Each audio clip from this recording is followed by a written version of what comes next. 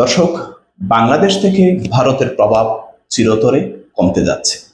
আমরা ইতিপূর্বে দেখেছি স্বাধীনতার পর থেকে আজ পর্যন্ত বাংলাদেশে ভারতের একটি অঘোষিত প্রভাব রয়েছে।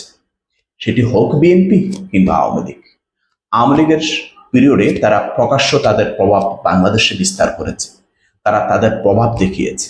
বিএনপির সময় তারা অনেকটা লোকচক্ষুর অন্তরালে থেকে তারা তাদের ফায়দা লুটেছে।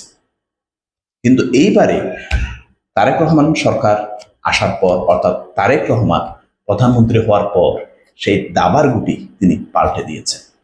তারেক রহমান আর কোনো দেশের মুখাপেক্ষী হতে রাজি নয়। তিনি দেশে ক্ষমতায় আসার পর ভারতের সাথে ইতিপূর্বে যে সকল চুক্তি আওয়ামী লীগ করেছিল সেই সকল চুক্তিগুলো বাতিল করেছেন। শুধু বাতিল করে তিনি ক্ষান্ত হননি, এখানকার অনেক চুক্তি তিনি চীনের সাথে নতুন করে নবায়ন করেছেন। অর্থাৎ ভারতের সাথে যে চুক্তি ছিল এই চুক্তিগুলো তিনি চীনের সাথে করেছেন। চীনের সাথে আমাদের ডিফেন্স সরবরাহ হচ্ছে, অর্থাৎ বাংলাদেশের ডিফেন্সকে উন্নত করার জন্য তিনি চীনের সহায়তা নিচ্ছেন। তিনি চীন সফর করে এসে প্রথমেই গেছেন আমাদের মহাকাশ গবেষণা সংস্থায়।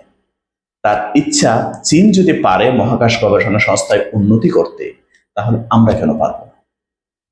তিনি প্রথমে মহাকাশ গবেষণা সংস্থা ভিজিট করেন, এমনকি বাংলাদেশের আরো অন্যান্য সাইটগুলো তিনি ধীরে ধীরে উন্নত করতে চেষ্টা করছে।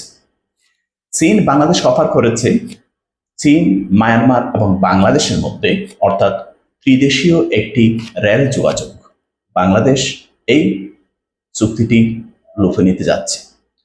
বাংলাদেশ যদি চীনের সাথে রেল যোগাযোগ করে, তাহলে চীনের অধিকাংশ পণ্য বাংলাদেশ হয়ে রপ্তানি হবে, অর্থাৎ বাংলাদেশের যে বন্দর আছে এই বন্দর হয়ে রপ্তানি হবে। ফলে আমাদের দেশের অনেক শ্রমিক কাজে নিয়োজিত হবে, আমাদের দেশের মধ্যে ইনকাম অনেকটা বাড়বে।